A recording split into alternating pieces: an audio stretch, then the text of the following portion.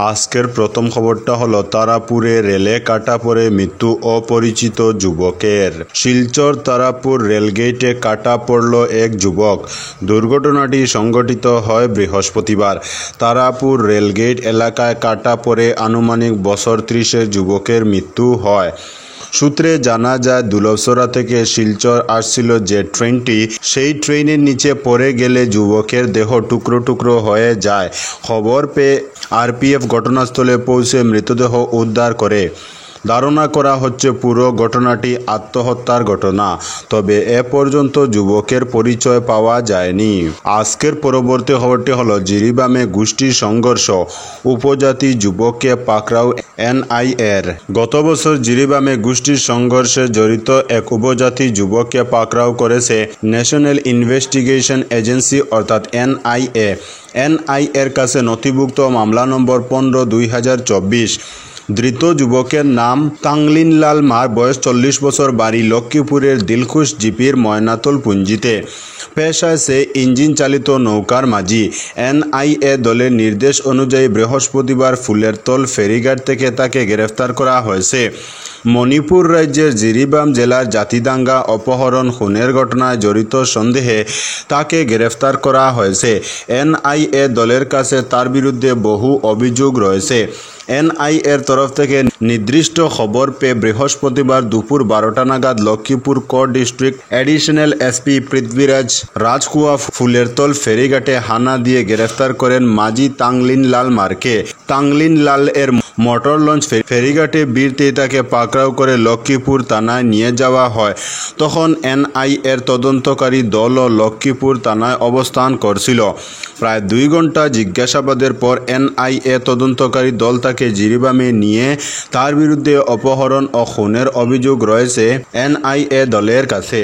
আজকের পরবর্তী খবরটি হলো ফি বৃদ্ধি আন্দোলনকে নৈতিক সমর্থন এআইডিএসওর। আসাম বিশ্ববিদ্যালয় কর্তৃপক্ষ স্নাতকোত্তর ও স্নাতক ইন্টিগ্রেটেড কোর্সের ছাত্রছাত্রীদের ফিজ মাত্রাতিরিক্ত বৃদ্ধির সিদ্ধান্তের তীব্র নিন্দা ও ধিক্কার জানায় এআইডিএসও আসাম রাজ্য কাউন্সিল। সংগঠনের পক্ষ থেকে এক প্রেস বার্তায় জানানো হয় যে আসাম বিশ্ববিদ্যালয়ের নির্বাচিত ছাত্র সংসদ ও ছাত্রছাত্রীদের আন্দোলনের চাপে কর্তৃপক্ষ ফিজ সংক্রান্ত বিষয়ে ছাত্রছাত্রীদের পরবর্তী সিদ্ধান্ত নিতে যে কমিটি গঠন করেছেন তাতেও নির্বাচিত ছাত্র সংসদের প্রতিনিধিদের যুক্ত করা প্রয়োজন। সংগঠনের পক্ষ থেকে বৃহস্পতিবার একটি স্মারকপত্র ইমেইল যুগে আসাম বিশ্ববিদ্যালয়ের উপাচার্যের কাছে প্রেরণ করে একই দাবি জানানো হয়। পাশাপাশি আসাম বিশ্ববিদ্যালয়ের নির্বাচিত ছাত্র সংসদ ও ছাত্রছাত্রীদের ফিজ বৃদ্ধি বিরোধিতা আন্দোলনের প্রতি নৈতিক সমর্থন জানিয়ে বলা হয় যে সম্প্রতি গুয়াহাটি, আইআইটি, শিলচর, এনআইটি ইত্যাদি উচ্চ শিক্ষা প্রতিষ্ঠানে একতরফাভাবে মাত্রাতিরিক্ত ফিজ বৃদ্ধি করা হয়েছে। এর বিরুদ্ধেও ছাত্রছাত্রীদের প্রতিবাদে সোচ্চার হয়েছেন। উচ্চশিক্ষা অর্জনে আর্থিক দিক থেকে পিছিয়ে থাকা পরিবারের ছাত্রছাত্রীদের আটকে দেওয়া এবং উচ্চ শিক্ষার ব্যবসায়ীকরণ ঘটানোই এগুলোর মূল লক্ষ্য। তাই শক্তিশালী ছাত্র আন্দোলনের মাধ্যমেই ছাত্রছাত্রীদের ন্যায়সঙ্গত দাবি আদায় করা সম্ভব। আজকের পরবর্তী খবরটি হলো পুলিশের গাড়ির সঙ্গে সংঘর্ষ ইনোভার, হত টিএসআর জওয়ান সহ 4 জন। ভয়ঙ্কর দুর্ঘটনায় মৃত্যু ঘটল এক জওয়ান সহ 4 জনের। বুধবার রাতে ত্রিপুরার চিরাকুটিতে এই ভয়ঙ্কর দুর্ঘটনাটি সংঘটিত হয়। একটি দাঁড়িয়ে থাকা পুলিশের জিপে দ্রুতগামী ইনোভা গাড়ির ধাক্কায় 4 জনের মৃত্যু ঘটে। এর মধ্যে রয়েছেন একটি টিএসআর জওয়ান। জানা যায়, কৈলাস শহরে কুমারঘাটের দিক থেকে চিরাকুটিতে দ্রুত গতিতে আসা একটা ইনোভা গাড়ি পুলিশের গাড়ির সঙ্গে সংঘর্ষ হয়। সংঘর্ষ এত ভয়ানক ছিল, পুলিশের গাড়ি পাল্টি খেয়ে পড়ে এবং ইনোভা একটি খালে পড়ে। পুলিশের গাড়িতে থাকা মিলন দেববর্মা নামে টিএসআর জওয়ানের মৃত্যু ঘটে। ইনোভা গাড়িতে থাকা 3 জনের মৃত্যু হয়। তারা হলেন সাজিদ খান, আখতার আলী, অন্যজনের নাম জানা যায়নি। মৃত 3 জনের বাড়ি কৈলাস শহরের ভগবাননগর এলাকায় আর নিহত টি সিএসআর জওয়ানের বাড়ি খোয়াই এলাকায়। মর্মান্তিক দুর্ঘটনায় গোটা এলাকায় শোকের ছায়া নেমে আসে। আজকের পরবর্তী খবরটি হলো বিজেপি প্রভাব কাটিয়ে কংগ্রেসের দুটি বুথ নষ্ট করেছে। বাঁশখান্দি আঞ্চলিক পঞ্চায়েত ভোট গঠনে বিজেপি প্রশাসনকে ব্যবহার করেছে বলে গুরুতর অভিযোগ তুললেন সুনাই প্রাক্তন বিধায়ক তথা কংগ্রেস নেতা আমিনুল হক লস্কর। বুধবার তিনি সংবাদ মাধ্যমের সামনে বক্তব্য রাখতে গিয়ে জানান, কংগ্রেসের 5 জন সদস্য থাকা সত্ত্বেও বিজেপি প্রভাব কাটিয়ে কলা কৌশলে কংগ্রেসের দুটি বুথ নষ্ট করেছে। এতে আধিকারিকরা শাসক দলের নির্দেশে কাজ করেছেন বলে স্পষ্ট বোঝা গিয়েছে। তারা এ নিয়ে আদালতের দ্বারস্থ হবেন বলে জানান আমিনুল হক। আজকের পরবর্তী খবরটি হলো ভারতের উপর ট্রাম্পের 25% শুল্ক আরোপ। ভারতের সঙ্গে আমেরিকার বাণিজ্য চুক্তি হওয়া নিয়ে বিভিন্ন মহলে জল্পনা শুরু হয়েছে। দফায় দফায় আলোচনা হলেও এখনও কোনো রফা সূত্র মেলেনি।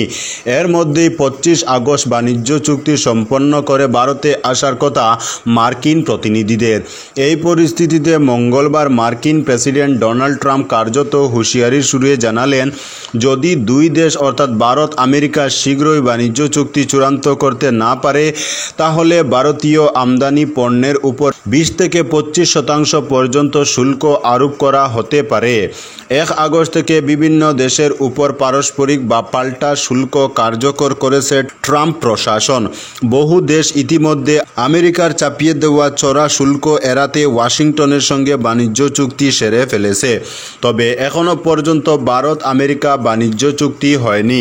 এই পরিস্থিতিতে ভারতীয় পণ্যের ক্ষেত্রেও 20 থেকে 25% হারে শুল্ক নেওয়া হবে কি না এই প্রশ্নের উত্তরে ট্রাম্পের ইঙ্গিত, আমিও তাই মনে করি। ভারতকে ভালো বন্ধু বলে উল্লেখ করলেও মার্কিন প্রেসিডেন্ট এও মনে করেন অন্য যে কোনো দেশের তুলনায় ভারতে আমেরিকার পণ্যের উপর বেশি পরিমাণ শুল্ক ধার্য করা হয়। সেই কারণে ভারতের উপরও পাল্টা শুল্ক চাপানোর ভাবনা চিন্তা করেছেন ট্রাম্প। কয়েকদিন ধরেই ভারত আমেরিকা বাণিজ্য চুক্তি নিয়ে নানা কথা শোনা গিয়েছে। সম্প্রতি ওয়াশিংটন সফরেও যান দিল্লির দূতেরা। মার্কিন প্রেসিডেন্ট নিজেও জানিয়েছিলেন ভারতের সঙ্গে চুক্তি প্রায় চূড়ান্ত, কিন্তু শুল্ক ছাড়ের মেয়াদ পেরিয়ে গেলেও এখনও ভারত আমেরিকা বাণিজ্য চুক্তি হয়নি। ইতিমধ্যেই 22টি দেশের উপর শুল্ক চাপানোর ঘোষণা করে দিয়েছেন ট্রাম্প। শেষ পর্যন্ত ভারত আমেরিকা বাণিজ্য চুক্তি কোন দিকে গড়ায় বা একমত হয়ে দুপক্ষ চুক্তি করতে পারবে কি না সে প্রশ্নই উঠেছে বিভিন্ন মহলে। আজকের পরবর্তী খবরটি হলো অবৈধ ব্যাটিং অ্যাপের প্রচারে অভিযুক্ত এক জাক দক্ষিণী তারকা। অবৈধ ব্যাটিং অ্যাপের প্রচার করে ফেঁসে গেলেন বর্ষিয়ান দক্ষিণী অভিনেতা প্রকাশ রাজ। বুধবার হায়দ্রাবাদের ইডি দফতরে হাজিরা দিতে পৌঁছলেন তিনি। আর্থিক বিষয় কেন্দ্রীয় তদন্তকারী সংস্থা ইডির তলব পেয়ে এই হাজিরা দিচ্ছেন তিনি। তবে ইডি সূত্রে জানা গিয়েছে তদন্ত সহযোগিতার জন্যই তাকে ডাকা হয়েছে। অভিযোগ, এই সমস্ত সেলিব্রিটিরা সামাজিক মাধ্যমে ব্যাটিং অ্যাপ প্রচার করে সাধারণ মানুষকে প্রলুব্ধ ও বিভ্রান্ত করেছেন, যাদের মধ্যে অনেকেই মধ্যবিত্ত ও নিম্নবিত্ত পরিবারের। তারা প্রচারে অনুপ্রাণিত হয়ে ব্যাপক আর্থিক ক্ষতির মুখে পড়েছেন। সেজন্য এই সমস্ত সেলিব্রিটিদের বিরুদ্ধে প্রিভেনশন অফ মানি লেন্ডারিং অ্যাক্টের আয়তায় মামলা রুজু হয়েছে বলে ইডি জানিয়েছে। এফআইআরে বলা হয়েছে এই অ্যাপগুলি বিপুল পরিমাণে টাকা লেনদেন করে এবং তারকাদের প্রচারে বিভ্রান্ত হয়ে ফাঁদে পড়ে। জানা গিয়েছে এই অবৈধ ব্যাটিং অ্যাপের আর্থিক দুর্নীতি মামলার তদন্তে ইতিমধ্যেই একাধিক অভিনেতা ও সেলিব্রিটিকে তলব করা হয়েছে।